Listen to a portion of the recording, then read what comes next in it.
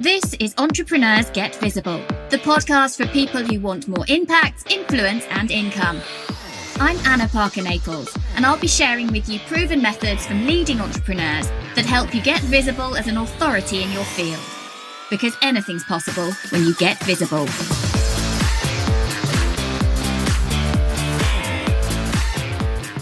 There's a topic that today I want to explore with you because I think it's something that people aren't talking about on social media and yet is happening over and over again. And that is how to deal emotionally, personally, and professionally when you have a challenging client. Now, this client could be someone who has purchased a service and yet is demanding way more than they're getting. This could be someone who joins a coaching program or a mastermind and begins to become a little bit toxic in that environment. And yet there's not enough evidence, and particularly written evidence, of their behaviours. And yet you as the coach, you as the service provider are beginning to feel and experience a degree of discord, which can become really uncomfortable. And I want to talk about this today because I am not currently going through any of these situations. I recently spoke to a peer of mine, someone I work with in collaborations and partnerships, and she is right in the thick of dealing with some very challenging clients. And emotionally, that's very challenging for her and taking her eye off the ball on other parts of the business because it's affected her emotionally to quite a big degree. And I've been there myself. And so whilst I am very much not in that scenario of dealing with the emotions of having a very challenging client, I feel able to talk to you about it today from a removed standpoint. I know that it would not be appropriate for me to talk about this when I'm in the middle of a situation, and for several reasons. One, because it would be obvious to the other party involved that it was them. And that is not acceptable and that's not professional and would go against any contractual agreement, I suppose, even if you never mentioned names and details. It wouldn't feel right. It wouldn't be an integrity for me. The other thing is that often when I receive above and beyond feedback, I think feedback, as I'll talk about today, can be incredibly useful, but sometimes there is beyond feedback. There is actually a level of criticism that crosses a line.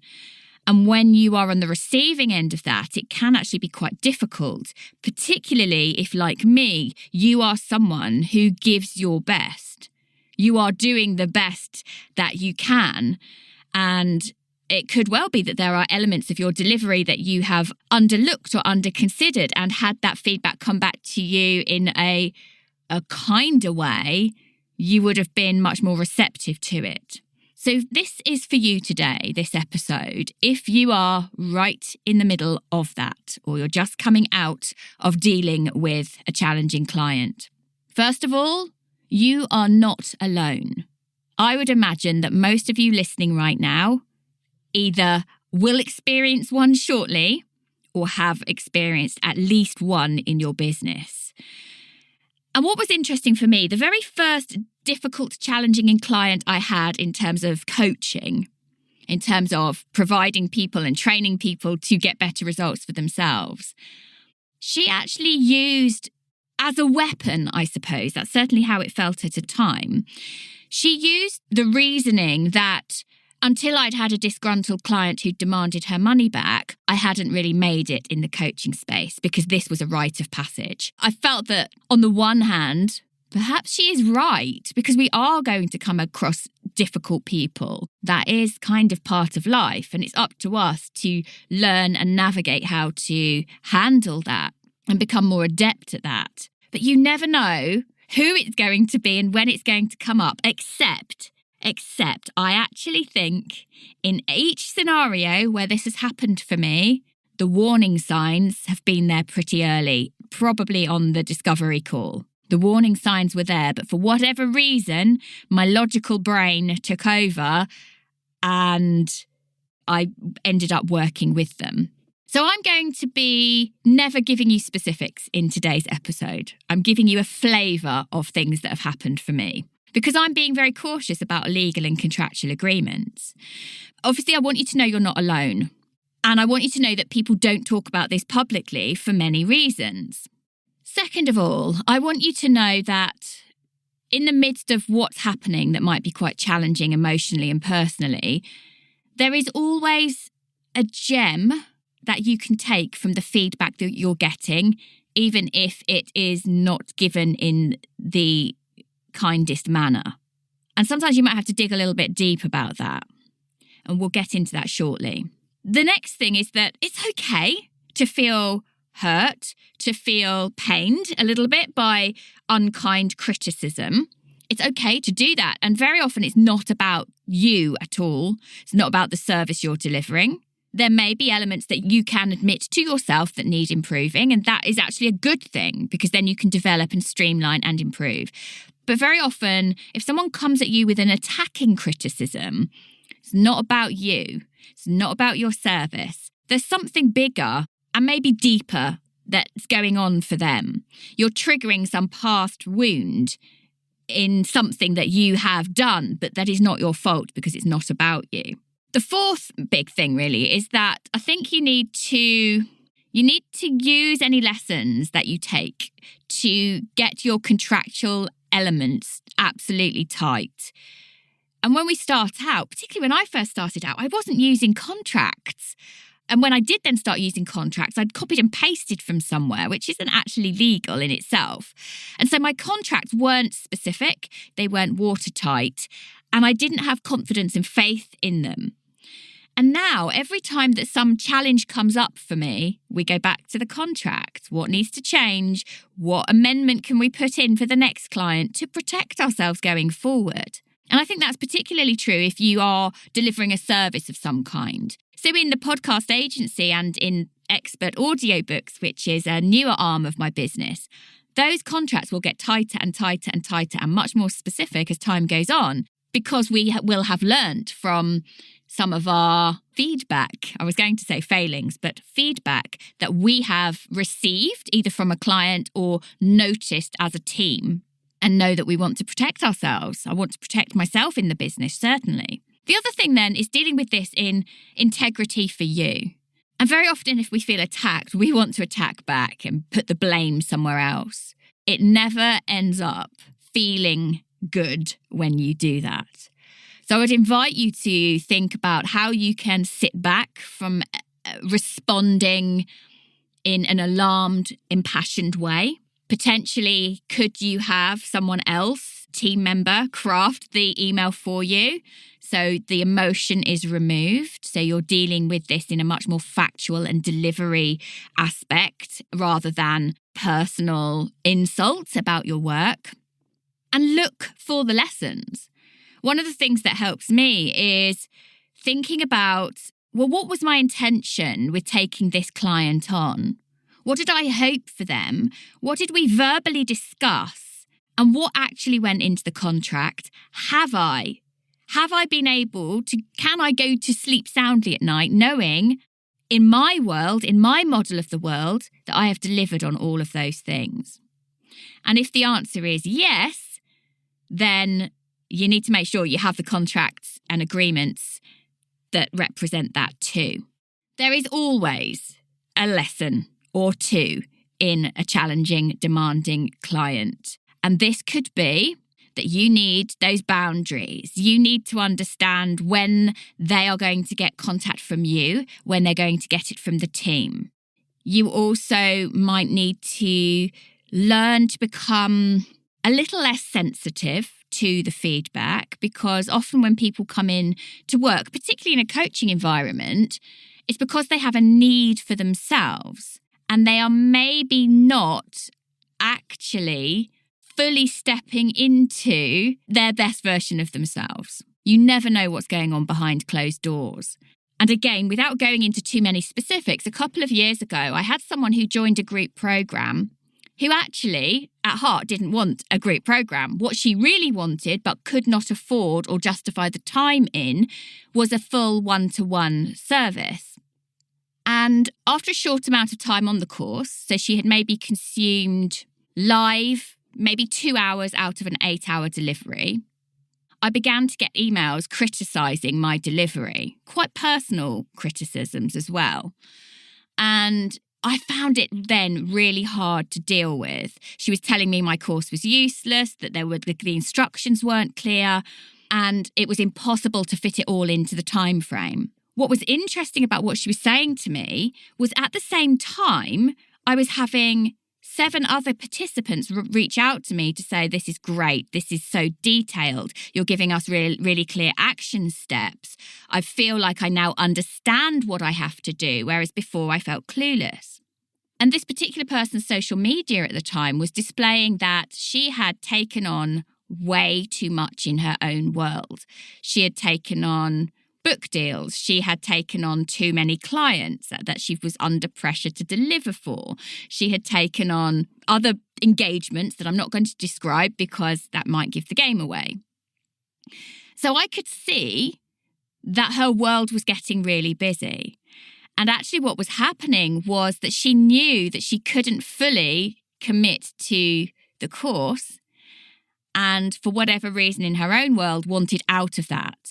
And instead of being upfront with me about what was going on for her so we could have a conversation about that, about how I could best support that, or maybe delay the delivery or spread the payments or something, instead she began to attack me. And it started off as, can I give you some feedback? And the feedback came, but it was very barbed and it became more and more personal.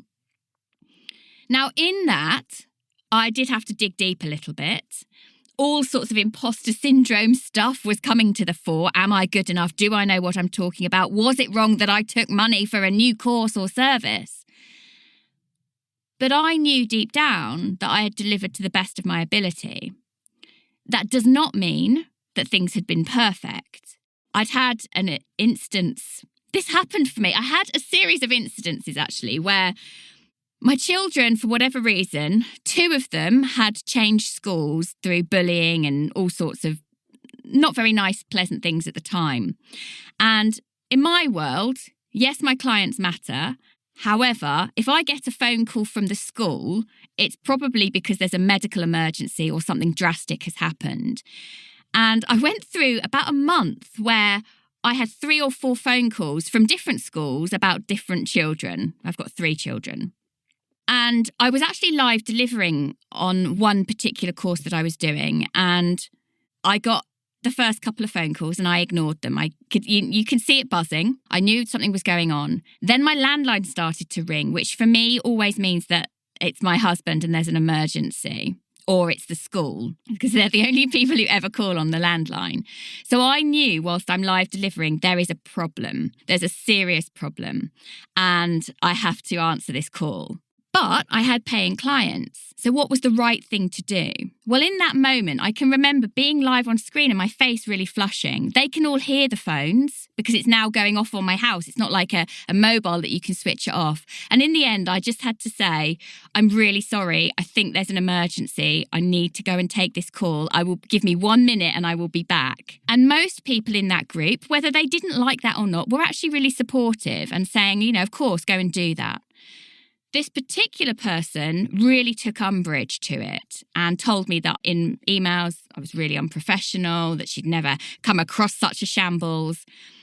Now, what actually happened in that 60 seconds was I spoke to the school, I spoke to my husband, I got someone to pick up my child and I carried on delivering. I was very apologetic, but we went in and we did the content and I still delivered to the best of my ability. But this had really pushed someone with their responses. And it became very unpleasant. And of course, there's a part of me, because I want to deliver to my best, I did feel bad that I'd let clients down. And actually, I reached out to them each privately to thank them and to apologise and to offer them a little bit extra of my time. But this wasn't good enough for this particular person. And what was interesting was that I could see in her world that she was way too busy, but she got very unpleasant. And in the end, I refunded her money and let her go because I knew that my contract hadn't been watertight. And so It hurt a little bit because I knew that she had consumed, by the time we had negotiated that I would refund her the money, I had delivered 6 out of 8 training sessions and she had had all of the resources. She would be able to get the majority of the result that she had come to work with me for by the time that that happened. But for me, giving that situation any more of my time and attention, I guess I was a little bit heartbroken that someone felt that I was delivering in a shoddy way, because that's never ever my intention. But there's also a part of me that felt, well, actually, the people I want in my world, the people I want to work with, if they can't accept that when I have a family emergency, and actually on this particular occasion, one of my children was concussed, if they can't accept that that comes first, they're not really my people. And I think over time, I've got much more in tune with who I want to work with and who I want to serve. And so there was a good lesson for me in that. I tightened up my contracts. I listened to my intuition much more on discovery calls. And I have to say that does get easier the more income that you have in your business. Because if you're at a place where you're really early days and you don't have a lot of money coming in, you kind of want to take everything. But please take my advice. If your intuition is screaming at you, this person isn't a good fit, don't work with them. And for me, the other learning then was about boundaries. At what point am I going to say the way you are behaving is unacceptable to me and my working environment? Because it did become quite uncomfortable within a group environment. And it made it hard to show up. I would have level of, not anxiety, but trepidation before we began each session. And I know that I'm not alone in having experienced that. So I just want to let you know you're not alone with it. There are also clients who expect way too much, way more than what they've actually paid for and signed a contract or ticked the terms and conditions box for. And that is hard sometimes to manage if your contract doesn't support the exact form of delivery. I've now spent thousands of pounds in my business on contracts, and I started out with virtually nothing. And I've done that because it gives me security. It gives me peace of mind, and it gives me a place of power to come from if there is a legal dispute. The other thing is that sometimes you do have to accept some responsibility. You have to accept a lot of responsibility for whatever happens in a client's situation. Now, that doesn't mean everything is your fault. It doesn't mean you're to blame, but you have responsibility for how you handle those situations and how you reply and respond to the client. And actually, you have responsibility for where you draw the line in the sand with them. When someone is coming at you with criticism that is nasty or unkind or bullying, and you are the deliverer of the service or the coaching, you have it within your right to draw that line in the sand and say no more. And sometimes it is worth making that full refund as quickly as possible with a non-disclosure agreement to just get it off your back, get it away from you. Because I found in growing my business that I don't want to focus on that negativity. I want to focus on the great stuff in my life, the exciting stuff in my business. I want to get back to the clients who actually are showing up because they want the change, the transformation, the information and knowledge that I'm sharing. But sometimes it's also worth making sure that legally you have things wrapped up so that if you need to speak to a legal advisor about it, you already know that you're safe and secure. And I can't give you that legal advice. That's not my role. But I did want to acknowledge that this happens for everybody. And sometimes it's an overt personality, an extrovert personality who is quite bullying and it's very obvious. And sometimes this will come from someone more introverted who potentially in a group environment or a mastermind environment is actually pretty negative. And you have to watch out for those too, because they can change and affect the dynamic for everybody else. And again, listen to your intuition. If something feels off, if you're feeling heightened or anxious in some way about delivering in an environment that you should be flourishing in, because this is where you have the ability to do your best work for the right people who have the right attitude, step into that intuition and allow yourself to make difficult decisions as a leader in your business. I hope that this has been useful for you. And actually, I would quite appreciate any of you who are going through this and you listen to this episode, reaching out and letting me know I've been there too, because you're not alone. And you have to be careful what you say on social media around things. There is always a lesson. I want to leave you with this thought. If this awful situation I find myself in with a challenging client who I wish was not affecting me in the way they are, what can you learn?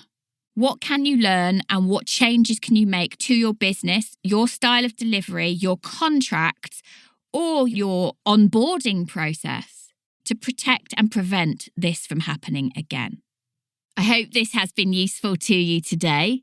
Do reach out. And finally, I just want to let you know about some things I've got up my sleeve that you can follow me and find out a little bit more about. So first of all, very, very soon, I am launching an additional sister podcast to Entrepreneurs Get Visible, which is going to be called Podcasting for Entrepreneurs, looking at how you use audio to gain much more influence and drive profit. So watch out for that one coming very, very soon, and you'll be able to find it wherever you find this podcast too. The other thing is that we have launched a new element in the business, which is called expert audiobooks.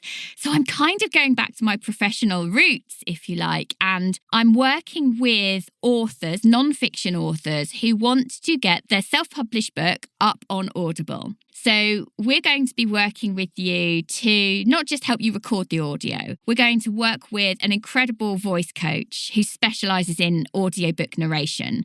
We're going to be having you live directed either in your remote area, if we can get an environment that works in your home, or we're going to support you to find a professional studio near you.